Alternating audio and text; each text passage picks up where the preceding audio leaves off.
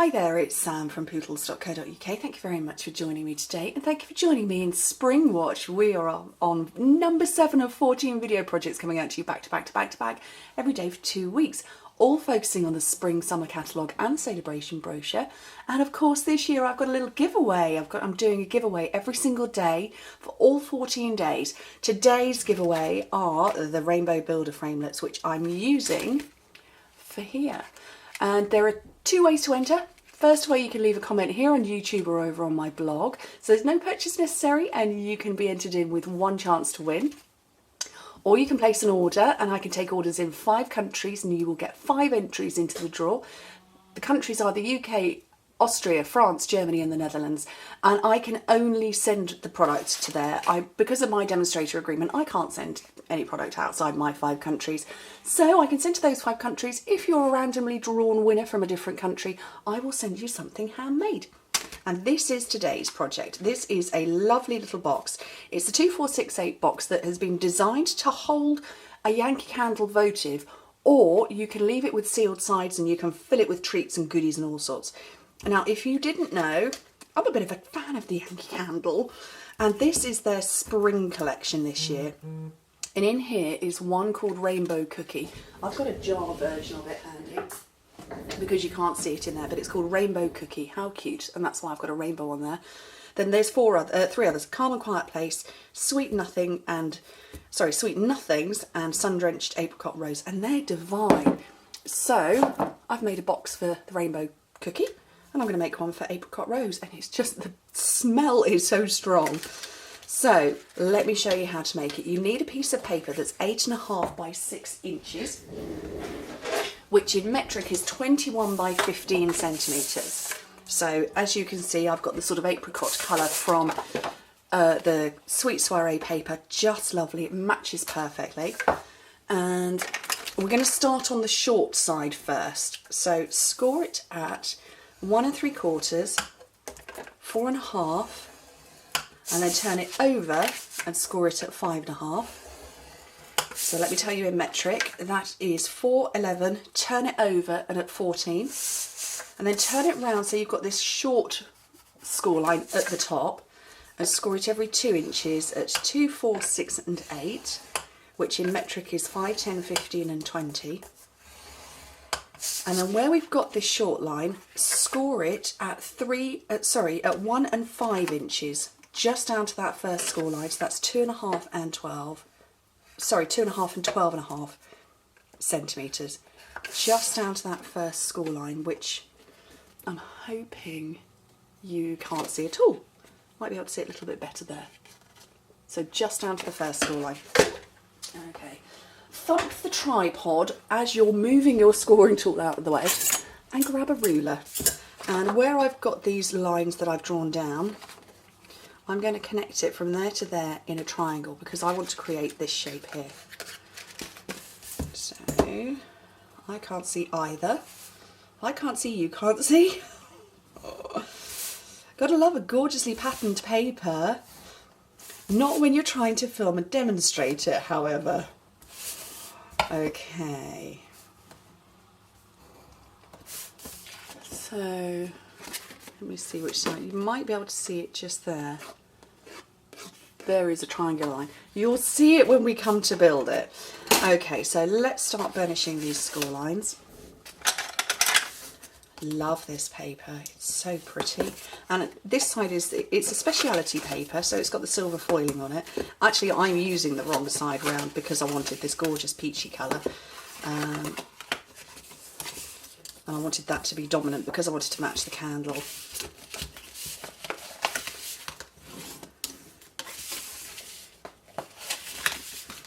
Okay, and then this thin one, we did it the wrong way round, so that's got to come away and go that way around. Gosh, this candle is so strong. Oh, I wish we had smell-o-vision.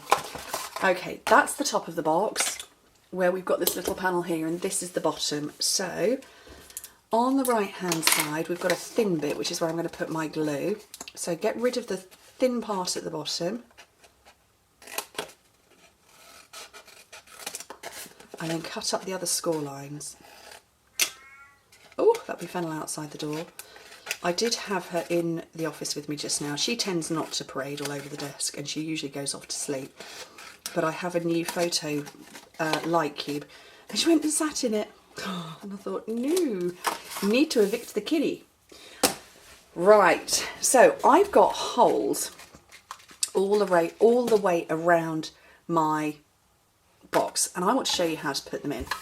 And obviously I've got a little circle going on the outside, which is the other side of the paper. So it comes through like that. So what you need to do, you need a template of some description. I've just got a scrap of Whisper White and a 1 1/4 inch circle punch. Or any shaped circle punch. No, they would all be circles. Any shaped punch you like.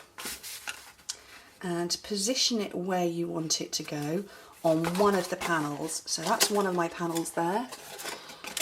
And that's going to be a template. So I'm going to come back, I folded it in half, coming back in with my circle, and these punches are strong enough to go through 2 layers of DSP. You might have to put a bit of weight on it, but there's no problem there. And that's just punch 2 circles in one go. Come back in with the template again, or another one, and do the same again. And again, fold it in half. I can see the circle. I probably put the wrong side down. And punch again. And that's how you get 4 in one go. Or 4 quite quickly. I do want to put circles around it. And the way to do that is that you come in again with the same 1 1/2 inch circle punch. And punch your pieces of paper. Allow a bit of a gap round. And punch 4 out, and then come with another circle punch that's a larger size, and you punch around the circle you've already created, and you end up with a loop like that. And I might not stick all 4 on, just for video purposes. I might not. Because there's kind of quite a lot I want to show you. But you use a thin glue. I haven't got one handy. I'm going to lean on here because I will probably splodge the glue. And I'm just catching my Tombow in places. You could use the fine tip glue. Get a hold of it, and obviously I'm going for the wrong way round. Pop it over your hole, and obviously there will be a perfect fit all the way round. So clever, so easy. I did this quite a few years ago when we used to have, excuse me, when we used to have oval punches, and we had an oval and then a matching scalloped oval. I did this on an Easter box. Oh, like I say, quite a few years ago. Can't remember how many years ago now. And I loved the effect. I did it on a box that I called a lantern box. And it just looks so cute, particularly when it's the reverse side of the paper. Let me get these on as well while I'm here. If you were going to put treats or something inside here, you know, very small treats that potentially could fall out of the holes, you know, you could put window sheets on the opposite side. I'm not putting treats in, so I'm just going to grab a couple of blocks and get that anchored down for a second, because I want to do a little bit of die cutting, because obviously today's giveaway being the Rainbow Builder dies, I want to start using them. Now, I cut all of these with Subtle's coloured cardstock, but this time around I'm going to do some aqua painting. Is that a term? Watercolouring with my aqua painters. So I've got a magnetic platform and a clear cutting plate. I've got some Whisper White cardstock, and I've got my Rainbow Builder dies. I love these. I do love a rainbow. So I don't actually want all of them, I want most of them. I'm going to take the 5 biggest ones, so I don't need that one. There's 7 in total. Let me get hold of those.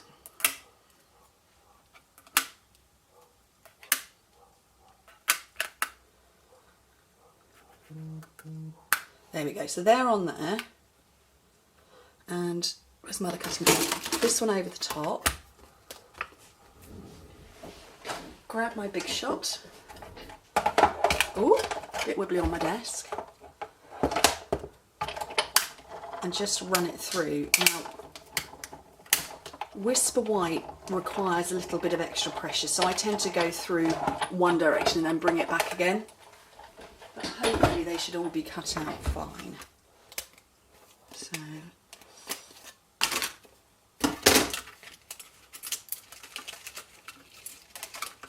we go, they're all falling out like 1, 2, 3, 4. Oh, it's there. There's number 5. Oops. Okay. There's always one, isn't there? Right, so what colour shall I go for? I think I'm going to stick with the pastels. So I'm grabbing Pink Pirouette, Calypso Coral, So Saffron, Wild Wasabi, and I'm spinning my colour caddy that's right next to me, Marina Mist. And try and get them all in the right order first. I have been known to make this mistake. Get my arches the wrong way round. There we go. And I've got an aqua painter here, so I'm literally just going to start colouring. I've not tried this before. Let's see how it goes. I've got some tissues as well, because you need to clean your aqua painter between use. And I think this will be quite a good look. At least I hope so. I've no idea, I haven't tried it. I do like to experiment with you guys, don't I? Okay. Oh, that's quite an orange, isn't it? Oh, that's maybe a little bit more orange than I wanted. And that's not coming off. Okay. I'm not worrying about this little bit down here, because I'm going to trim that off. And I'm just cleaning my aqua painter as I'm going. I do like that. So this works very well if you don't have all of our cardstocks. I mean, frankly, if you don't have all of our cardstocks, why not? You can get all the colours. You can pick up 10 colours of cardstock for £6.25. But, you know, I do understand not everybody does have all of the colours. And I think this would be a good way of getting around that. You can still create a rainbow and you only need ink.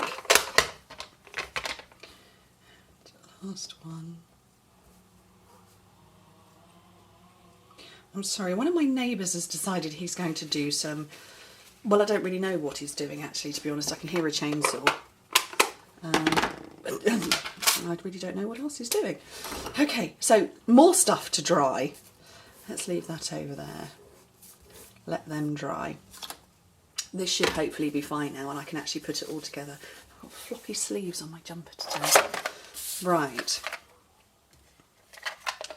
So, some fast fuse down one side.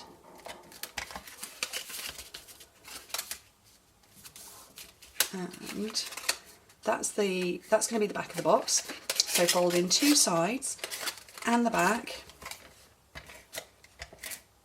Oh, I've just done the wrong one.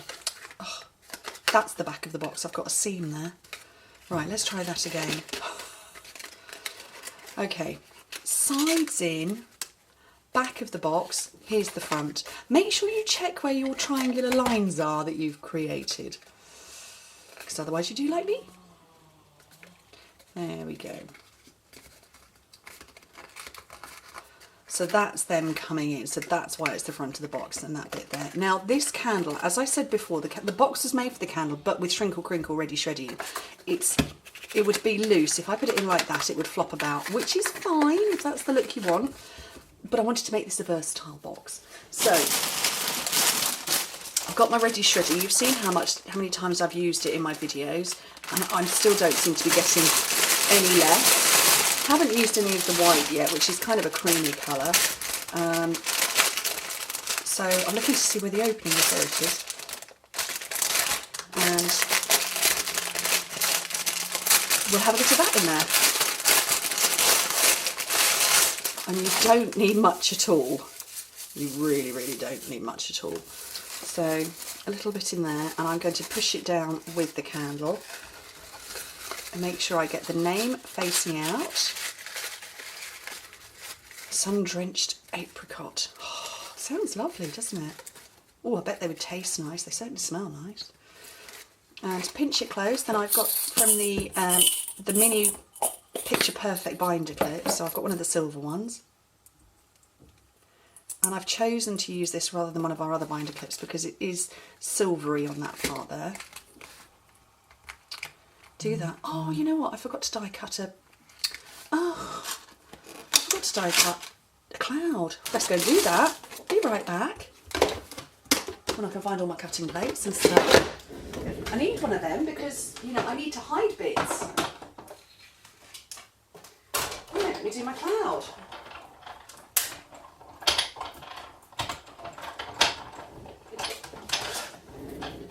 One cloud. Don't you just love die cutting for instant results? I didn't have a die cutting machine before I joined Stampin' Up. Although I did very briefly have one, but not for very long. So it's nice to have one now. So did you see my tip video the other week on using washi tape with these shapes? If you didn't, you can go back and see it, but I'm using washi tape to anchor my rainbow arches in position before I trim them to shape. Now, in this particular case, I am going to cut the ends off because it's far too long. Oh, she is right outside the office door. I kind of feel like I want to let her in, but I know that it will be bedlam if I do. So there we go. And I'm going to put glue on there so I can cover up this one side. I need to trim that off.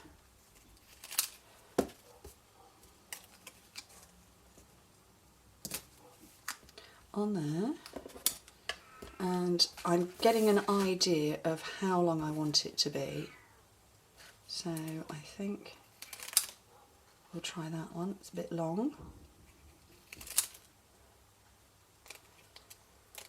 Take my washi tape away.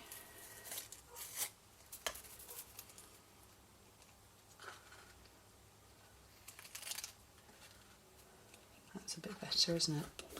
Well, actually that could go there this time round. I might put that down a little bit lower. So some more adhesive on there, a bit lower, and that has got a slightly too up arc for me, but it is what it is. And there you go. I only need to finish off with some epoxy crystal shapes, but I can't actually see them on my shelves right now. Small children have got them. But what do you think? Anyway, I really hope you like it. Don't forget to go check out on my blog all the giveaways and all the past projects, and I'll see you back here tomorrow. Bye.